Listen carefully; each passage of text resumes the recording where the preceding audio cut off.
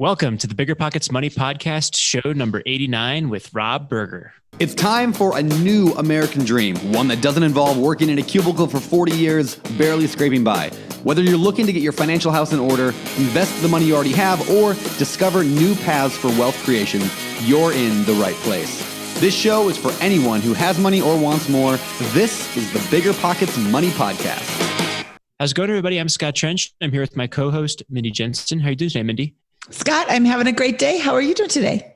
I am doing fantastic. It's another beautiful day here in Colorado. We had a great discussion with Rob, who has a very successful money story with a lot of really cool ups and downs. And always a privilege to talk about money.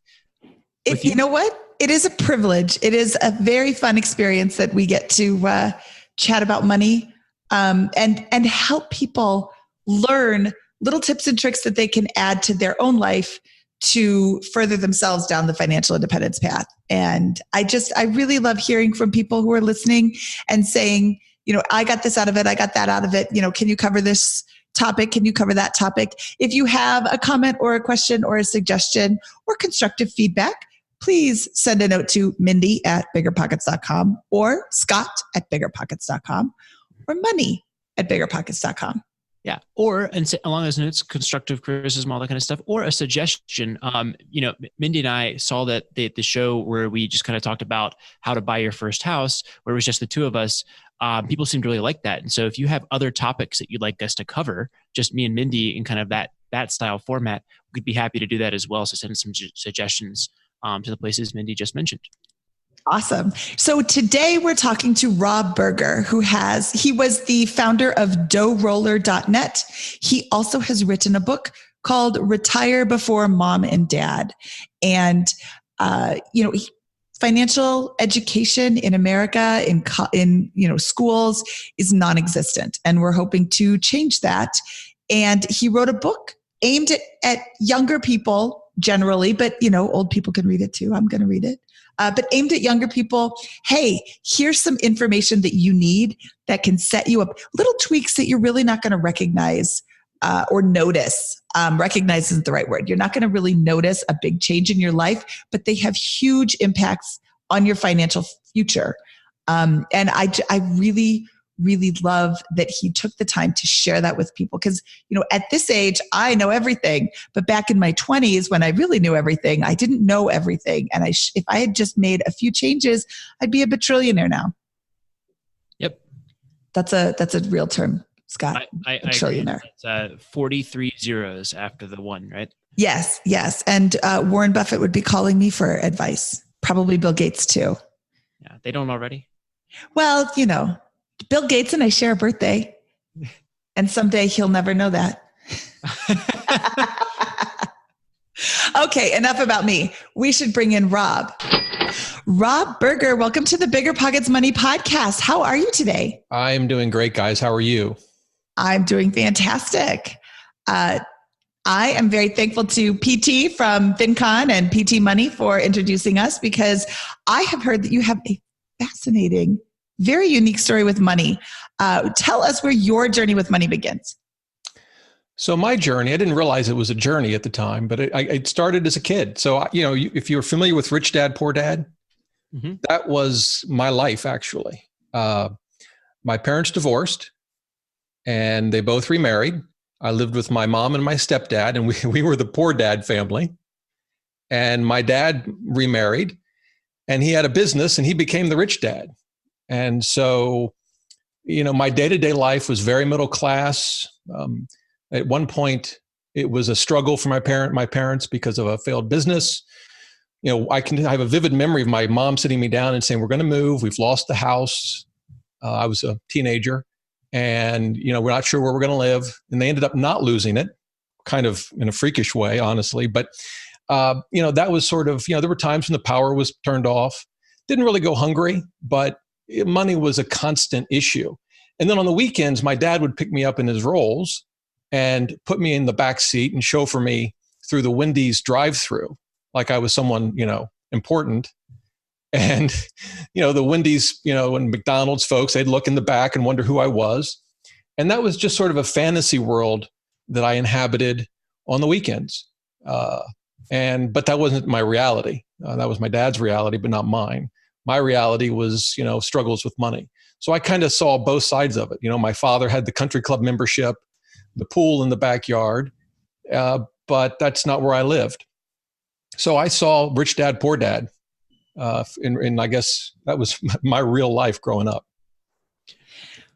So as you got older, did your dad stay filthy rich with his Rolls Royce and chauffeuring you to Wendy's like the rock star that you are? Rock star that I am. So that's a good question. And unfortunately, it has a sad turn of events. My father died in a car accident, and I was 12. Yeah. But that's life, right? I mean, these things happen. I mean, it happens to all of us eventually. He was 39. And but I'll tell you the one thing, and this really isn't about money, I guess, but the best thing that happened to me as a kid in terms of all of the things we're talking about was that my stepmother and my mom got along beautifully. They always did. And that made a huge difference growing up. So after my father passed away, I still had a great relationship with my stepmother. We stayed close. She passed away a few years ago, but we were close. And so it kind of took an unexpected turn. I think it probably turned out that my father he made a lot of money, but he spent a lot of money. So he was sort of that kind of money person. He wasn't wealthy, I don't think, but lived what looked like a wealthy lifestyle. What did this kind of manifest itself in any discussions growing up around money, or kind of how you began to think about money in terms of, making it, earning it, investing it? Well, of course, I was 12 when he died, so part of that might have been my age, but I was pretty young. And with my parents, the only discussions around money were that we didn't have much. But that was a motivator for me. So I had a paper route when I was 14. In Ohio, where I grew up, you could get a quote unquote real job at like a fast food restaurant at 16. So literally on my 16th birthday, my mom took me around and I applied to a number of jobs, got one and worked. I've been working ever since. So I wasn't very good with money at that point. That's maybe worth talking about, but I certainly made my own money to spend. And I think that instilled in me a work ethic that served me well.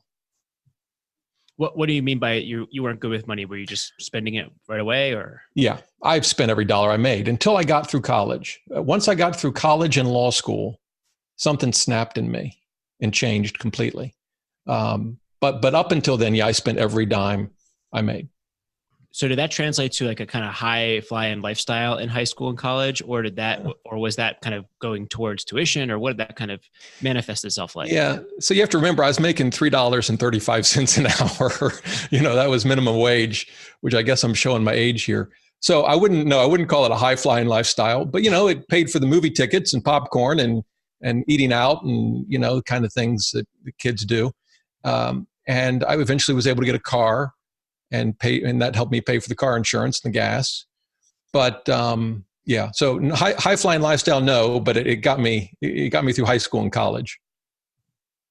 Got it. So did you go to law school right after college? I did. What did your position look like right upon graduation from college? I had a negative net worth of $55,000. Yeah. So we had basically no assets. We had a used car that actually got stolen. And I went to school in Boston. The car got stolen and completely ripped apart. Anyway, so we had that car because they recovered it and we kind of, glued it back together. And then, so that was our only asset. And then I had $55,000 in student loans. You say were you married at the time? So I got married young. My wife and I, in fact, we just celebrated our 31st wedding anniversary. And so we got married. I was 21, almost 22. So I had more or less finished undergrad. I finished undergrad in 3 years, more or less. Worked for a year while I took one or two more classes and then went to law school. And we got married during that time. So then she went up to Boston with me and helped get me through law school.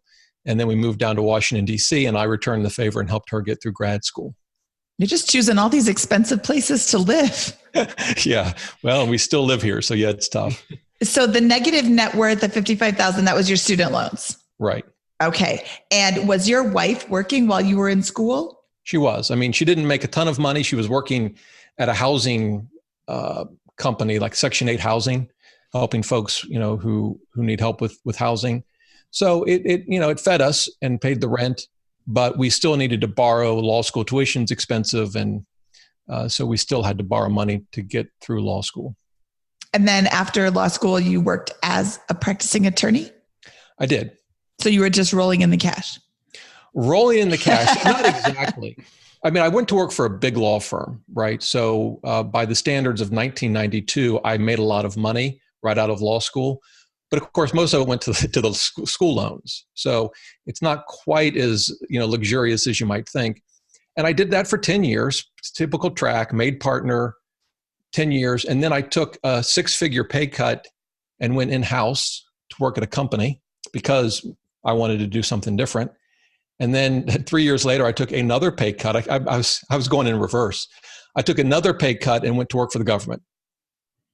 Okay. So you said that after college, after law school, something clicked. Yeah. What clicked? What was that thing? Do you have a defining moment that you finally figured it all out? So I have 2 defining moments. The first one was after law school, where I realized that if I didn't save at least something from each paycheck, I felt like it was a missed opportunity. It was like all I was doing was working to survive. And even if it was $100 a month, I wanted to save something. And so it was then that I started saving. That was the first one. But I also started over time to live the lawyer lifestyle and changed in June of 2005. So how long into your career was that? So I graduated law school in 92. So I'm a slow learner.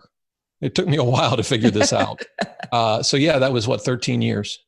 And what happened to your financial position throughout that time? You were saving something, so you had some retirement, I presume. But what was kind of the general trend with your how you allocated your net worth? Yeah, so we were certainly saving. Most of it, as you said, was in retirement accounts. We had some saved outside of retirement accounts. That was important to me as well. But we had debt, right? I still trying to think. I'm pretty sure I still had student loans, and my wife did.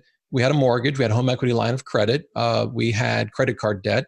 We weren't drowning. We were getting by. I would say we were probably typical. Got it. Yeah. Well, when you think about this moment where you kind of were like, hey, I'd rather have that debt-free lifestyle than all these luxuries, what changed about your financial position and how you accumulated that cash? I know you obviously cut some things so you're able to save more. Did that manifest itself in paying off debt or piling up a bank account, or what did that look like? So it was a little of both. I'm a big believer in trying to tackle multiple goals at one time. This idea of, pay off all your debt first or all your non-mortgage debt and then invest, I think is probably the worst financial advice I've ever heard. So I was tackling both. It certainly meant giving up some things like the country club membership. And, it turns out I'm just as happy without belonging to an expensive country club. So that's kind of nice. And so it was a combination of both. I wanted to max out my retirement accounts. I wanted to save some beyond that. And then I wanted to tackle debt. So I kind of did a little of everything. Okay. You just said something that was really, really interesting to me. You said that trying to do one thing and then another thing and then another thing is the worst financial advice you've ever heard. Why do you say that? So there's a couple of reasons, but if you put it in the context of paying off debt versus investing, so there's a couple of things. One, imagine you've got a 401k and it's got a match, right? It would be insanity to forgo that so you can pay off 6% debt, student loan debt, or credit card debt that you can transfer to a 0% balance transfer card anyway, or just other low interest debt, right? That's just crazy. And even if you don't have matching, you have an opportunity each year to contribute to a retirement account. When the year's gone, that opportunity's gone. It starts all over, but you've lost that opportunity. And the other thing is, you may have some plan to be debt-free in 5 years. Maybe it'll work out that way. But in my experience, it's sort of 2 steps forward, 1 step back. So that 5-year plan could end up being 7, 8, 10 years. Are you really not going to invest during that entire time because of some notion that you've just got to get rid of all your debt? I just think that's not the optimal approach. How much of your approach was changed because you dived into kind of studying your position and figuring out what an optimal approach would look like or how to kind of go about this? Was there a lot of self-education in this period, or was it pretty straightforward for you? It was a little of both, but I mean, it was all just self-education. I didn't hire a financial planner.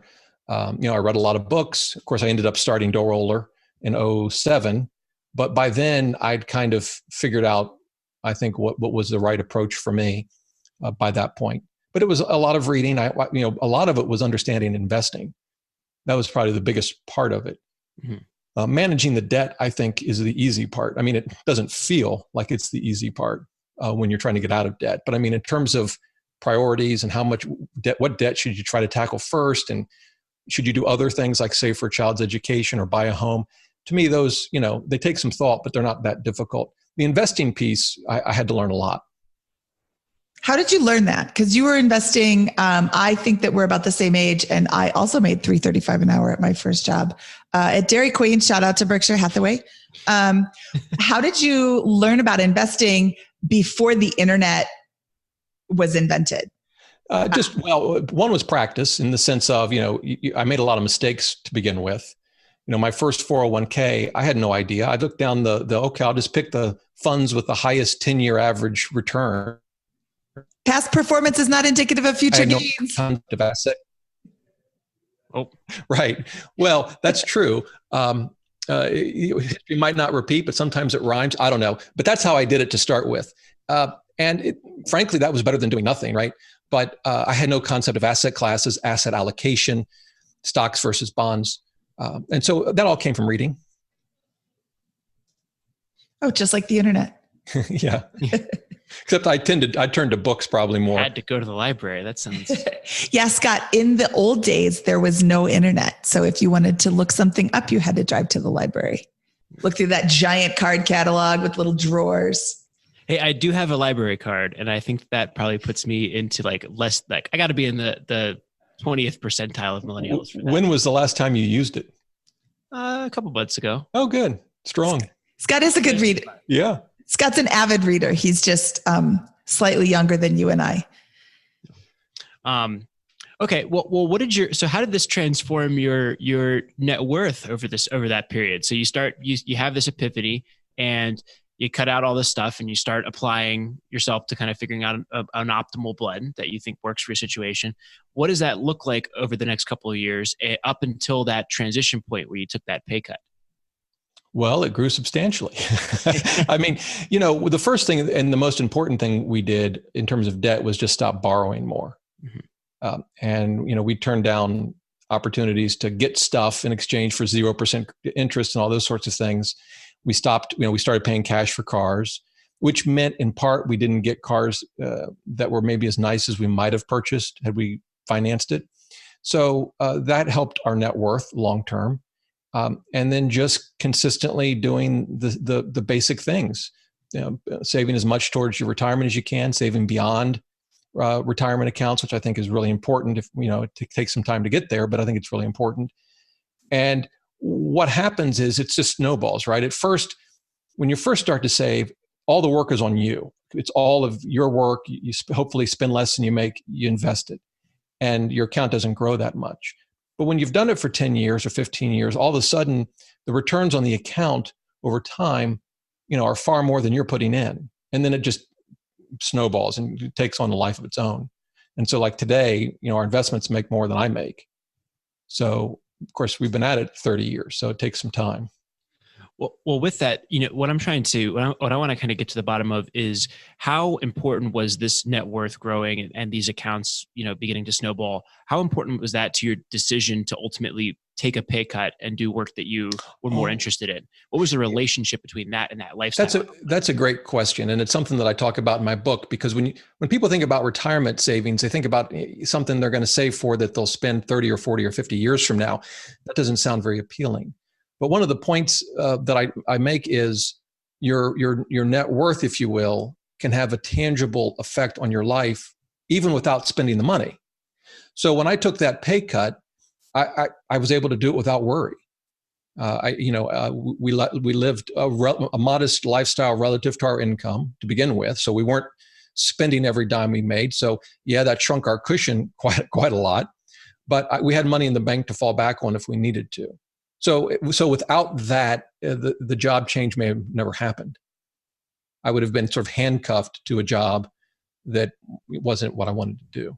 Love it. And for what I in my experience in talking to a lot of people about this exact situation, it seems to me that it's a sliding scale that's different for everybody. But the bigger your pile is, to ineloquently describe your growing net worth in the variety of places that you're doing it, it seems the easier that decision is over time. So what was that kind of, what were some of the keys to the exact situation that you created for yourself in terms of why that let you make that change? Yeah, the key to me is comparing your annual expenses to your net worth. That's the relationship that matters. So for how long could you live on the money you've got in the bank, invested, and so on? And I don't remember what it was when I took the first big pay cut, but it was years. We could have gone years without any income. Of course, my pay cut fortunately wasn't quite that severe. And frankly, on that second job, the second job didn't work out. When I left the law firm, it worked out in terms of my relationship with the company, but it didn't work out in the sense that I didn't really like the job or the company I was working for. Or maybe that's too strong, but there were issues there. And I can remember being in a very difficult meeting with someone, and he was screaming and yelling at someone else. And I thought, I can walk out of this job today. I could leave this meeting right now and walk out the door and never come back. We'd be fine financially.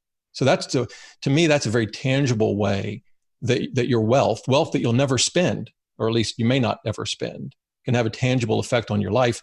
And in fact, it was shortly after that meeting that I did leave and took another pay cut to go work for the government.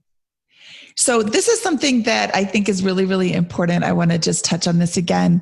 Early financial independence, or financial independence in general, is not about quitting your job necessarily. It's about giving yourself the freedom to do what you want when you want. So right now I have a job that I love.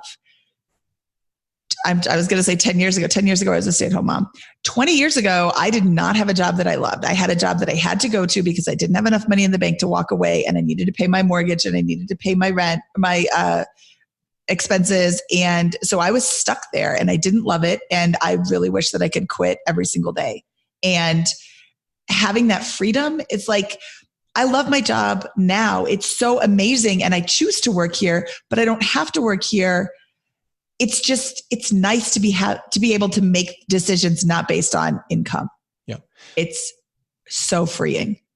Yeah. And part of it is liking what you do, but also how. So for me, I work at Forbes now. I don't need to work at Forbes. I could retire. But I work from home.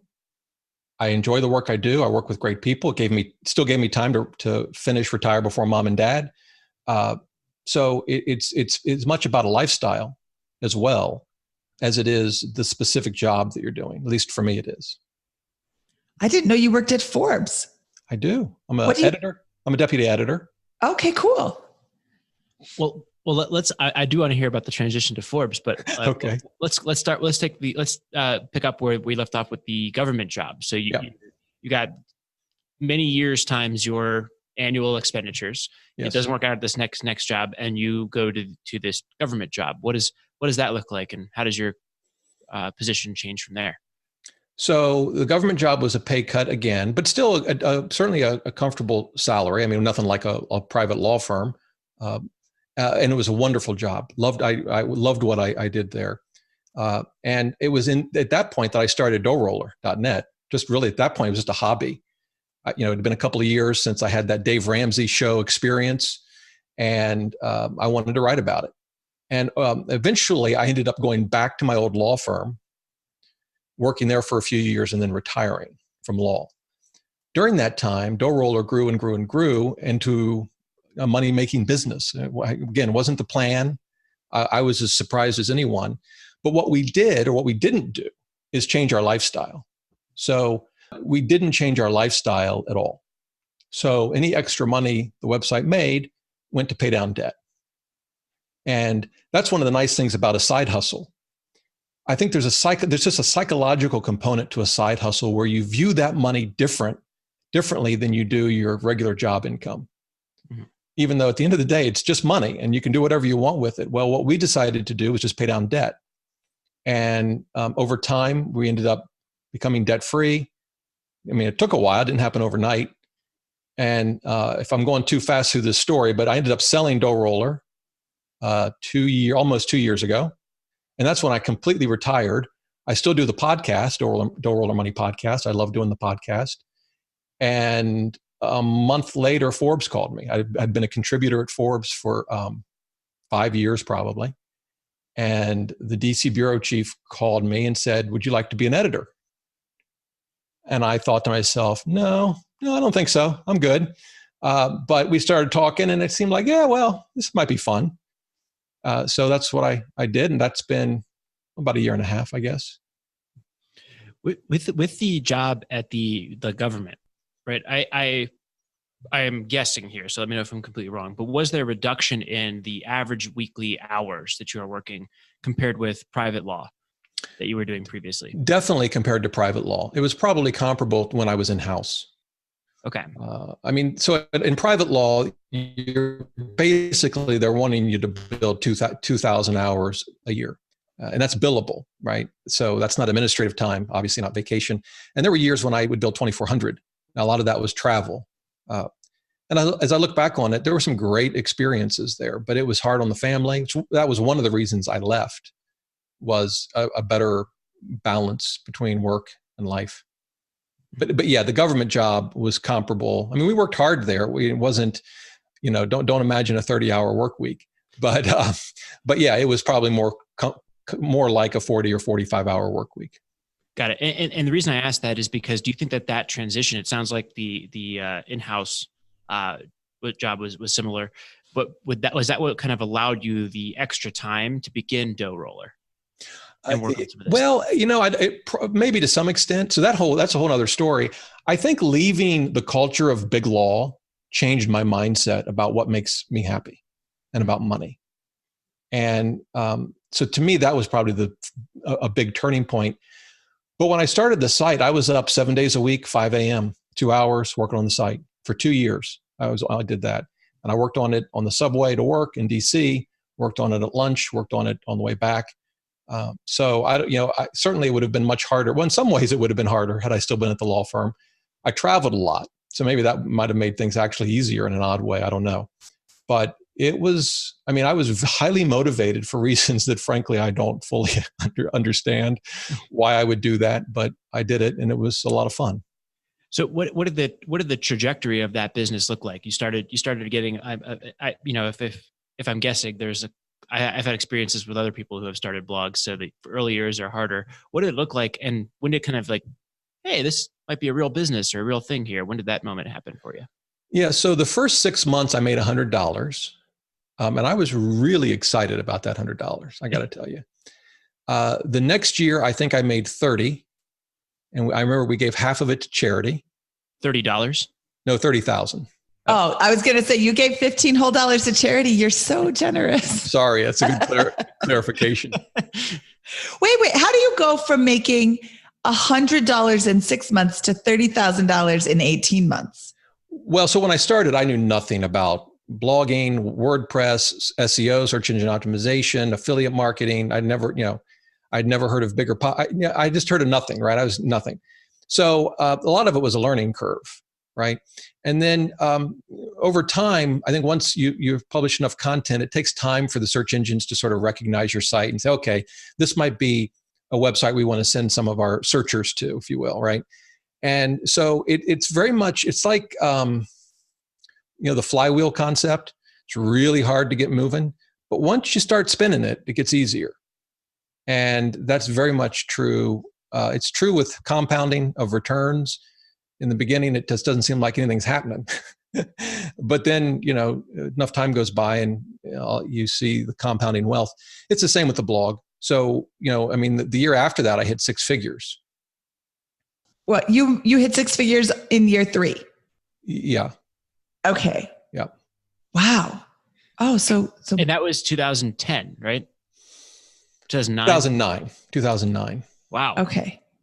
That's Yeah. a very impressive. That's a very impressive start to a business. Well, and the nice thing was, so we'd already really cut back on the way we were spending 4 or 5 years earlier, and had really been focusing on debt before we had this money. And as I said, I was telling my wife the other day, we've spent on almost nothing other than taxes, charity, and debt. We've spent almost nothing of the money from the dough roller made from that point forward, including the money that was generated when we sold the company. We've spent almost none of it. Okay. You said you treated dough roller money different than salary money, like side hustle money is different, and you used it to pay down debt. Mm-hmm. What was this still your student loan debt? Was this just other random debt? And when did you finish your debt pay down? And did that include your mortgage? Right. So it did include student loans to begin with.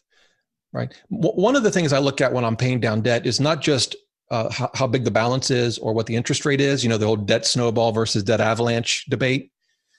But I also look at the type of debt. So I'm much more comfortable paying off a home equity line of credit than I am, say, an installment loan like a car or a student loan, because I know that if something happens and I need some of that credit back, I can go hit the home equity line of credit again for more money, right? You can't do that with an installment loan. So I tended to focus on the home equity line of credit. And then when I felt really comfortable, I'd put more money towards installment loans. And we were out of all of our non-mortgage debt by probably 2014, I would say. Now, keep in mind, though, we had not changed our lifestyle one bit. And so we were still spending less than I made from my regular job, which at this point would have been the law firm. And so we just hadn't changed our lifestyle. And then I think we paid off the mortgage by 2016. Nice. What prompted the decision to then sell the business? So I wasn't looking to sell it. A company approached me, and then another company approached me. The number was such that it just made sense. And I thought it would free me up, like To Finish, Retire Before Mom and Dad, which is a book that I'd been working on for like 3 or 4 years before that. There were just other things, life is short. In some ways, it's the same reason I left the partnership, the law firm, the first time. It was this sense that you got one life to live, and I just want to do different things. And so I'd built the blog. It'd been 10 or 11 years. The offer was right. I liked the company I was selling it to, and it would allow me to do other things. Now, at the time, I didn't envision going to work for Forbes. That wasn't part of my plan. But I have other things that I want to do that I'm going to start pursuing here soon. And in fact, going to be working on a second book. And it would have been hard to do those things had I continued to run Dough Roller. Got it. Well, awesome. So once that changed, you were then able to what was, you've articulated several of these points around the discussion we've had previously, but can you sum up one more time what happened after the sale and what you kind of went on to do with your lifestyle there? So the lifestyle didn't change. I know that sounds so boring, doesn't it? The best money stories are boring money stories. In fact, so I had leased a car, which I don't recommend, but it was for tax reasons in my business. And the lease was up in July. I didn't get another car. My wife thinks I'll cave and eventually get a car, which is fine. I might. But, our lifestyle, it's like life will be easier. The fewer cars you own, the better life can be. I understand people have to have cars, whatever. But, our lifestyle didn't change at all, and it still hasn't. So, after I sold it, I continued to do the podcast, started to work for Forbes. Fast forward now a year and a half, and here I am talking to you guys. So, there it is. Okay, so you said you've been working on this book for a while now. What prompted you to write Retire Before Mom and Dad? So as part of my podcast, I cover investing a lot, building wealth, spending less than you make and saving the difference, compounding. And it resonated with a lot of people based on the emails that I received, Facebook group. And I didn't think there was a book out there quite like it where you actually walk through the power of compounding, not just in some sort of vague. If you save X dollars, you end up with Y in 45 years. The book certainly talks about that. But it actually gets into the detail and talks about how small changes in your daily habits, what kind of effect does that have on building wealth, and how soon you achieve financial freedom, and how do even some maybe bigger changes that you might be able to make affect the compounding in your wealth. And then walk through in some detail how to go about doing that. So the goal was a very practical book that will take someone who has no knowledge or limited experience with investing and gets them very comfortable with the idea of putting their money in a 401k or an IRA. I talk to a lot of folks and I'll ask them, so are you investing in your 401k or an IRA? Yes, I am. Oh, what are you investing in? Well, I'm not sure. Okay, well, how much does it cost? Well, I don't know. Do you understand the impact that fees will have on your wealth over time? They don't.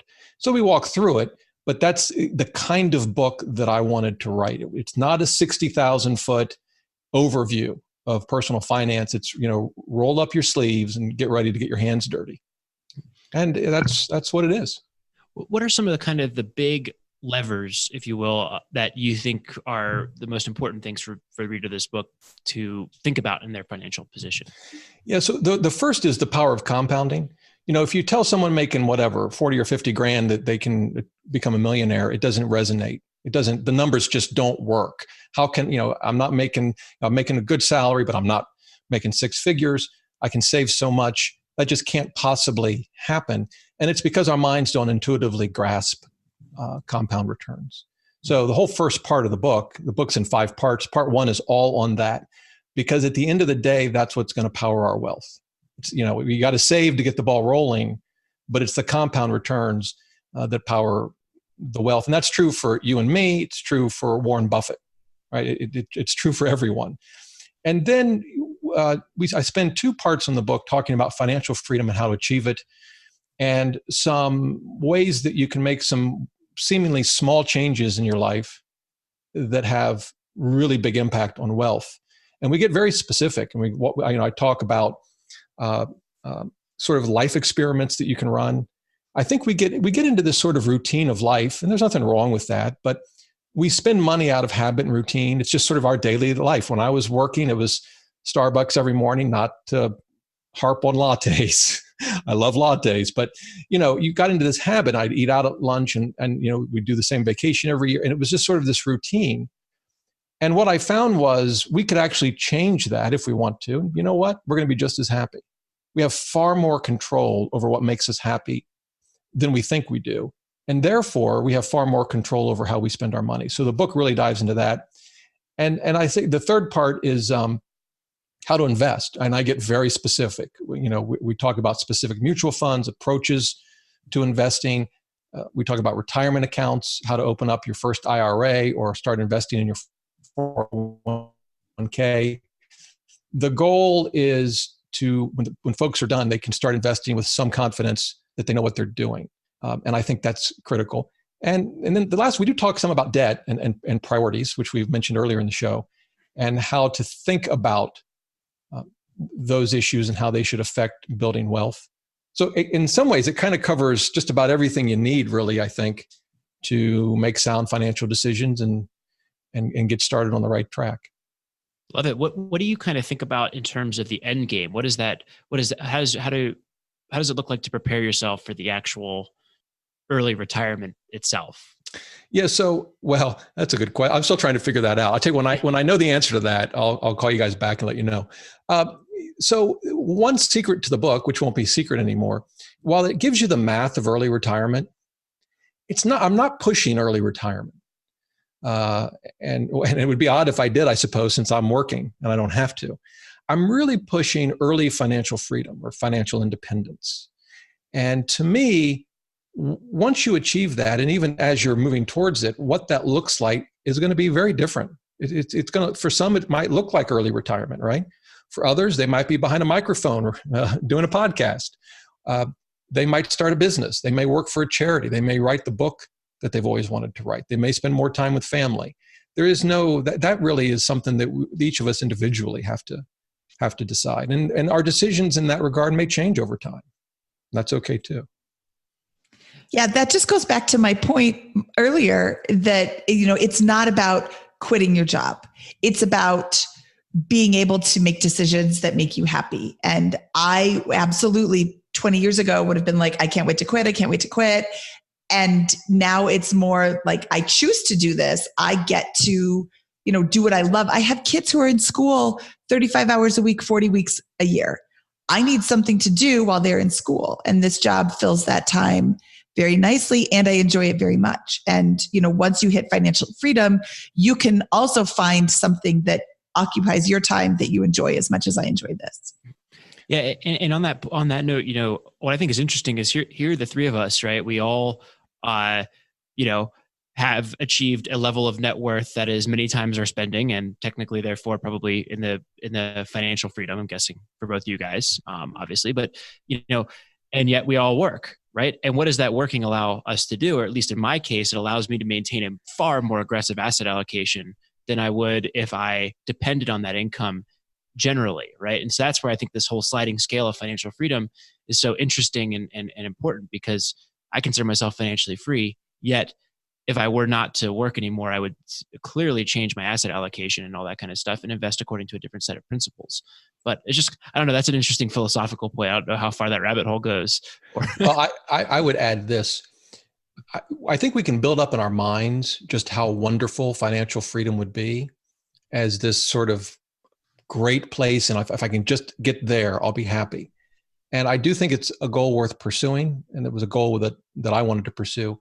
But our basic level of happiness is primarily not going to change dramatically in our lifetime. And so if you're miserable before you quit work, if that's your desire, the chances are you may not be much happier after you quit work. Now, you may have a bad work situation, but I mean, sometimes we can put too much on the future and the grass is always greener kind of thing. And, after we achieved financial freedom, we still had the same struggles, not financially, but, the dishwasher breaks and it's still a pain. I guess it's a little easier because you can afford to fix it, but it's a hassle, and, we have two children and we love them both and they can both drive us crazy. Right. So hopefully they're not listening. But if they are, you guys know it's true.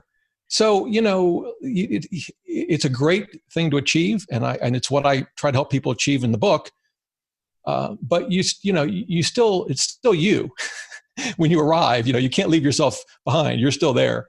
And so I don't want to throw a wet blanket on the whole financial thing, right? It's like when people go like, well, I'm not going to buy your book now, Rob. I mean, that sounds horrible. No, absolutely. I think, life is hard, truthfully. And I think the sooner we realize that, the better life gets.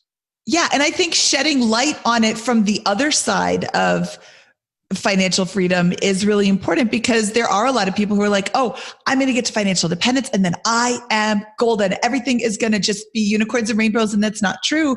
My husband no longer works. He had a very stressful job with the government. He wrote the software that gives you a unit of blood when you need, if you're a veteran. So there's the potential to kill somebody. There's the math behind and science behind like matching blood with people. And it was just really, really stressful. And he discovered this whole thing because he had a very stressful day. He thought there was a bug in the code that was going to kill somebody. And he's like, how do I quit my job? I can't do this forever. And Mr. Money Mustache popped up and he's like, oh, wait, I could. Like this math makes sense and, I can do this. But then once he got to that point, yeah, we've got two kids. They still fight all the time. In fact, there are days that I know they're perfect in every way. There are days that I am leaving for work and they're fighting at the table and I'm like, wow, I love my job so much that I'm excited to be going there. Sorry, you're stuck at home with the girls, like fighting, horribly fighting. Oh my goodness. MMA has nothing on my two girls. Those guys would get in a ring with my girls and tap out. Sorry, I'm out. I can't handle this.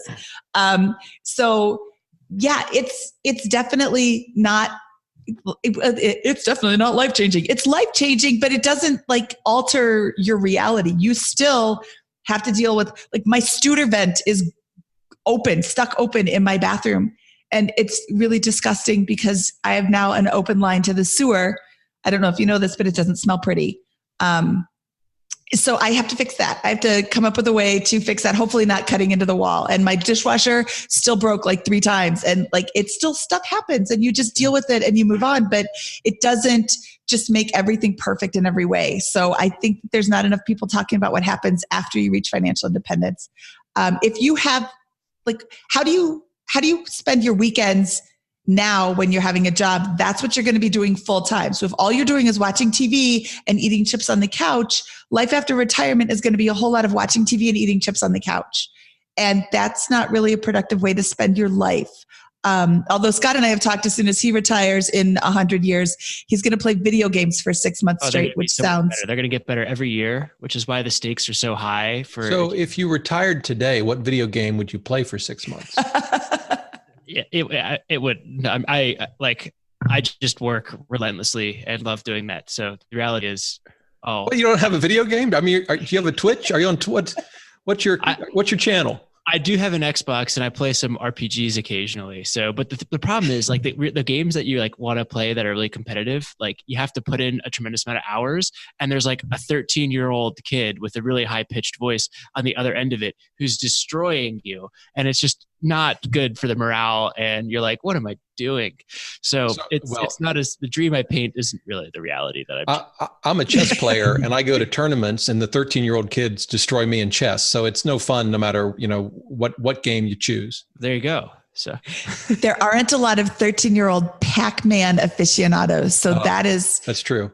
That should be your game of choice. Pac-Man was my game. Also Donkey Kong Jr. I was a champ at Donkey Kong Jr., but that was a long time ago. Well, my brother just went to SmashCon, which is a Super Smash Brothers tournament or whatever. It's right near my hometown in Maryland. And apparently people fly in from all over the world who are professionals that play this game in these tournaments to win prize money. So that's what I'll do when I... See, I'm old enough to remember going to the pizza joint and playing Pong, and then Space Invaders was sort of the first arcade game that at least I remember, and then Asteroids. I had Pong. Yeah. It was one game console. You plugged it into your TV and then really dating ourselves. Remember, Rob, when your mom said you'll never make money playing video games, go do something else. And now there's people that make money playing video games like that's their job. So my Mrs. Jones, she was my 9th grade typing teacher. And she got mad at me one day when I said, I'll never type. I don't even know why I'm taking this class. Typing. I took typing. It wasn't even keyboarding. It was like typewriter typing. Oh, yeah. Okay. Oh yeah. Okay. Scott's like, I don't even know what a typewriter is. Typing was the best class. And all the classes I took at elementary school, that was the one that translates most directly. Elementary school. We didn't even have computers at elementary. Okay. This is nobody's going to want to listen to. Well, listen how old I am. The point I think of all of this is like, hey, early retirement and early financial freedom, whatever you want to call it, financial independence, there's a million buzzwords out there. I use financial freedom for a variety of reasons. But the reason why we're talking about this and believe in it is because it is so empowering and does have the power to completely change your life in a lot of ways. It won't be an overnight cure to happiness versus unhappiness, but it's a heck of a lot better to be able to say, you know what, I could leave this job tomorrow and go take another job and then act on that because you don't need the money and you can bit by bit give yourself a higher probability of a better day-to-day life and situation. And listening to BiggerPockets Money and reading, Rob, your book, Retire Before Mom and Dad, those types of actions can increase the odds of that and just make these things better. Because Mindy, for all the troubles you're having with your sewer line and your dishwasher, how much worse would it be if you didn't have the funds or didn't have the time or a bill or option to go and take care of those, if you weren't managing your money long-term the right way? Yes. It would be infinitely worse if I didn't have, if I had to live with that forever, that would be gross. I was disgusted that I had to live with it yesterday. It's absolutely, that was a really great sum up of all of that we've been talking about. Early financial freedom, it's not financial freedom, it's lifestyle freedom. And you now have the freedom to live the lifestyle that you want. Yeah. And if I'm being honest, you don't really need that much money to play video games all day. So I could have got there a long time ago. I know a lot of people who have no money and play video games all day. So that doesn't seem to be a barrier. I know a lot of people who have no money and play video games all day, and that's why they have no money, is because they play video games all day. Yeah, they need to play them even more and get better and be a professional and go to SmashCon. Did you ever play Rip Off? That was my favorite video game growing up. I never played Rip Off. I'll have to check it out. Okay, Scott, is it time for the famous four? Let's do it. Okay, this is the time of show that we bring in our famous four questions. These are the same four questions and one command that we ask of all of our guests. Rob Berger, are you ready? Well, I guess so. Sure. It sounds so ominous. I'm just going to ask you, what is your favorite finance book? Yeah, go ahead. What do you got? What is your favorite finance book? Well, I guess I won't say mine. So I've read a lot of them. I think the one book that's not a finance book, but I think it can help you with money, is The Power of Habit by Duhigg. Because I think so much of how we spend our money is born from habit. And I know what James Clear came out with, Atomic Habits, so that's a related concept and a very good book.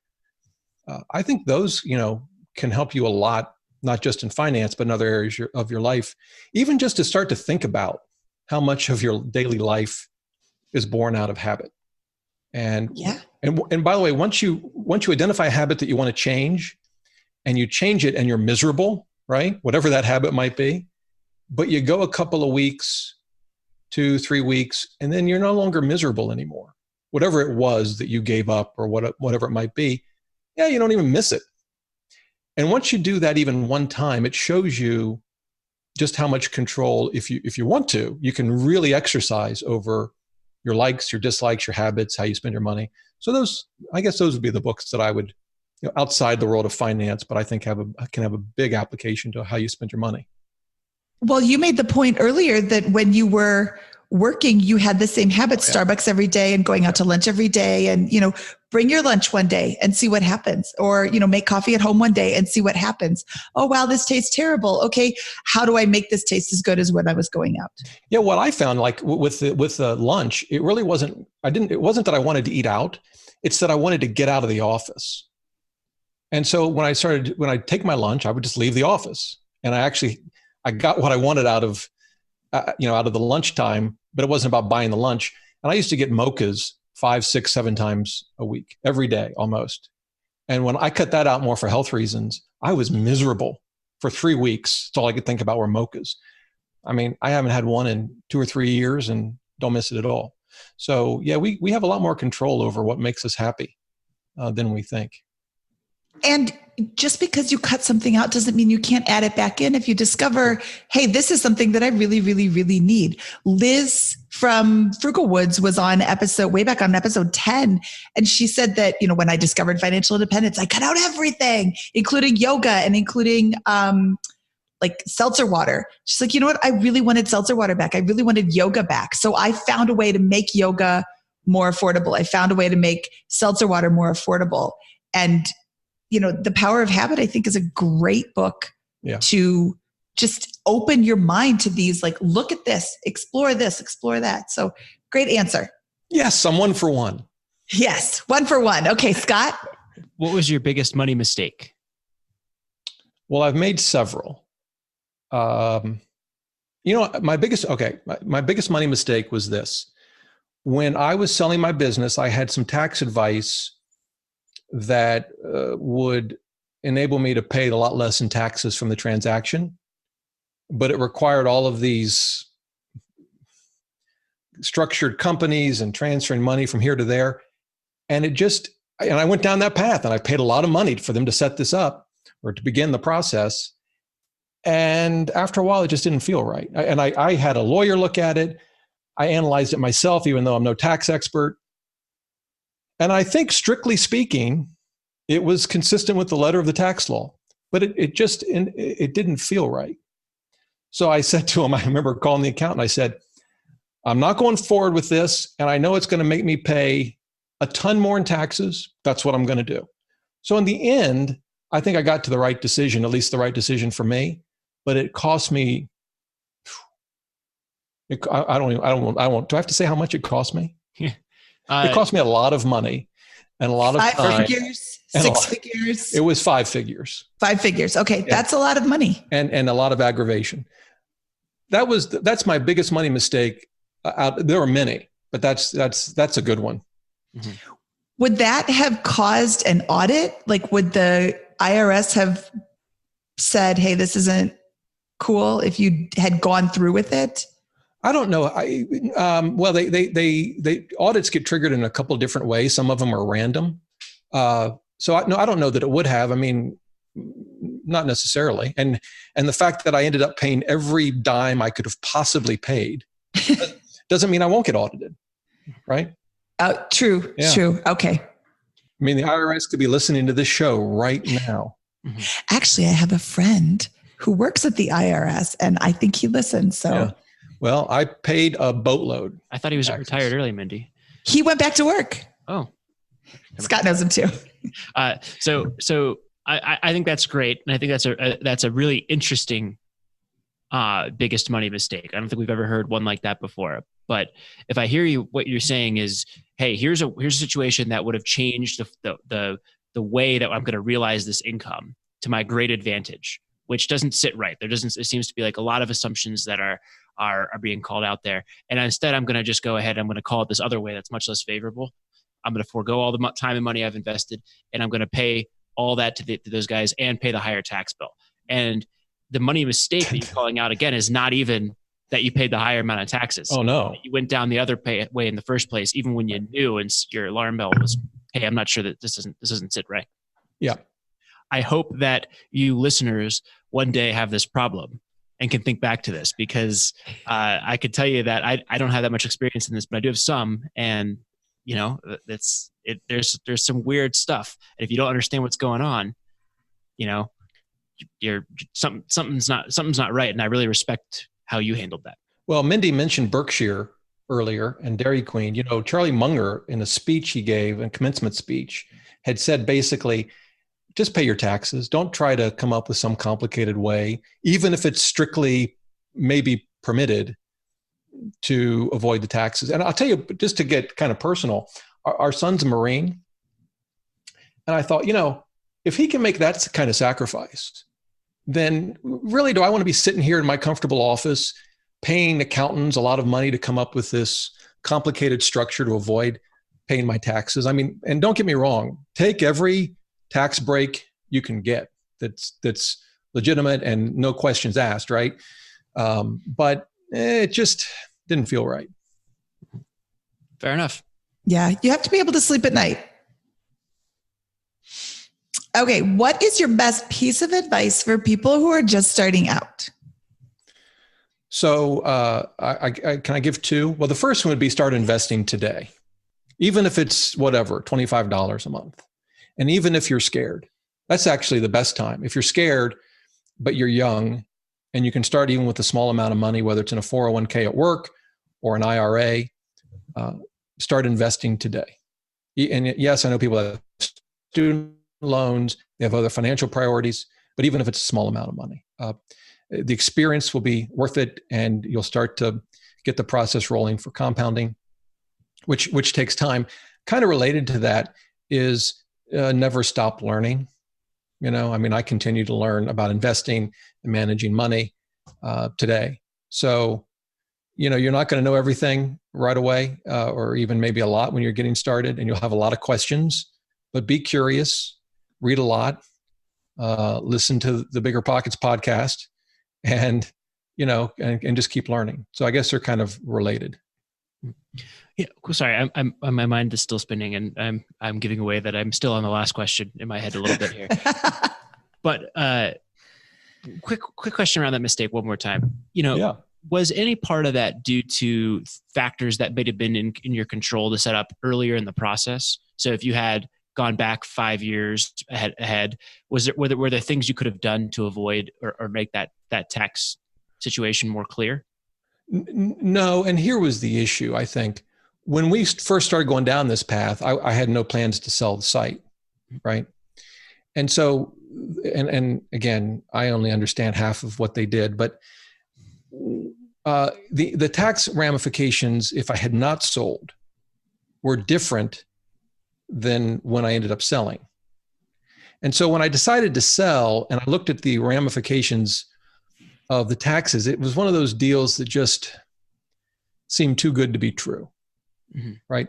When I still owned the business, there were some tax benefits to what we were doing, but they weren't so, at least to my mind, over the top. Okay. So yeah, it had nothing to do with like, should I have done this 5 years ago or no? Okay. Got it.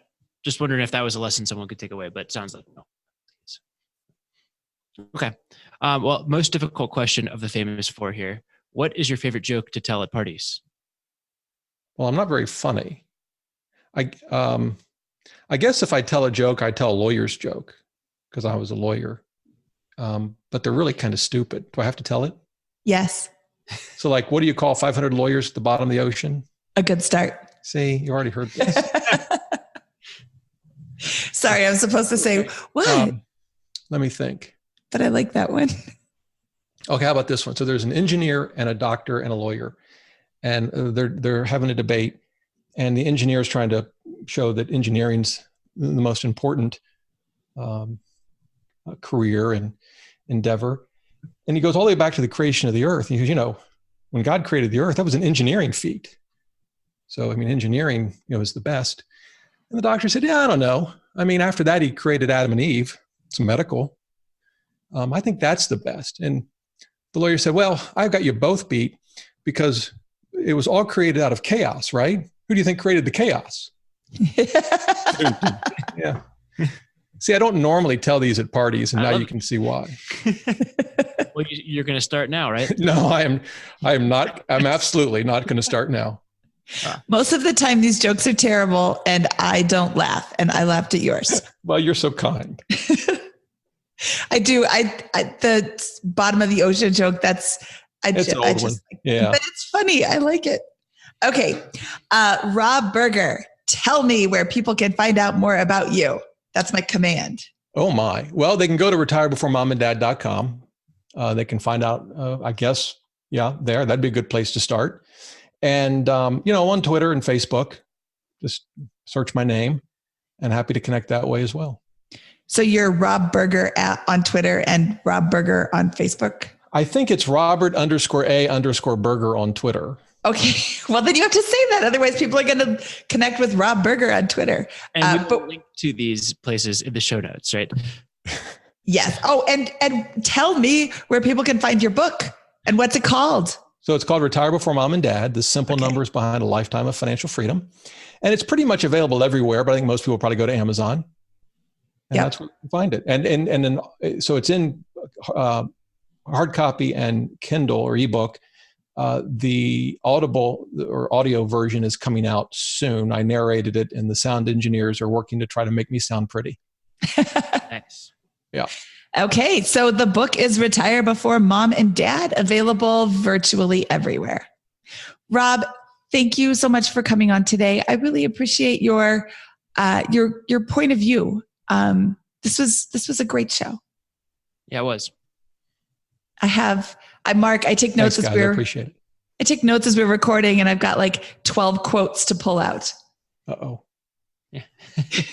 No, that's a good thing. That's a good thing. That means you said things that I liked. Nice. Nailed it. Nailed it. Yes. I just saw that show for the first time. The TV, cooking show. Yeah, it's fun. Yeah. On Netflix, there's a cooking show called Don't you think, though, if you've seen Nailed It, don't you watch and think, some of these cakes are impossible, but I could do better than that? Nope. Yes. As I'm watching, I think to myself, why are they having these novice bakers try to make that?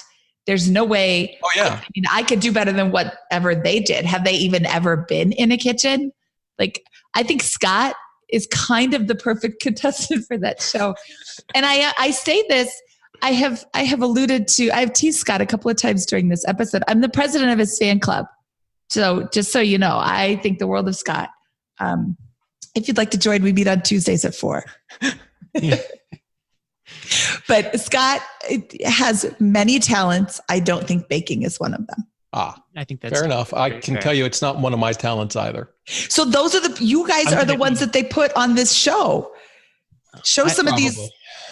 Show But some of the other contestants. You would at least watch, because they all seem to make the same mistakes over and over again. Yeah. So wouldn't you watch some old shows to at least get some idea of what not to do? Well, I would, but they're not calling me to be on that show. Okay. So, Yeah. Okay. We are going to get out of here now. All right, guys. Nobody wants to listen to us review the show. Thank you. So will you both be at FinCon? Neither? I will be at FinCon. And Scott won't? I won't be. And I love FinCon. I've taken about 15 to 20 trips this year. Oh, man. So I just, this is one of those ones that I was like, you know what? I don't really want yet another trip coming up in September alone. So, well, Mindy, if I can, I'll catch your panel. What day is it? I think it's on Thursday. It's the same time that Pro Networking is. Okay. I'm speaking on Friday. And what are you speaking about? How to build $1 million blog. Ooh, I will catch your panel. Because building $1 million blog sounds like something I want to do. Be warned, it's just me. It's not a panel. So I'm sorry, your presentation. Well, you may or may not want to come after. No, I thoroughly enjoyed this. Well, I had a lot of fun. Yeah. Well, great. Well, thank you so much. And thanks again to PT for connecting us to Rob. There you go. Yeah. So there we are from episode 89 of the BiggerPockets Money Podcast. This is Mindy embarrassingly saying goodbye.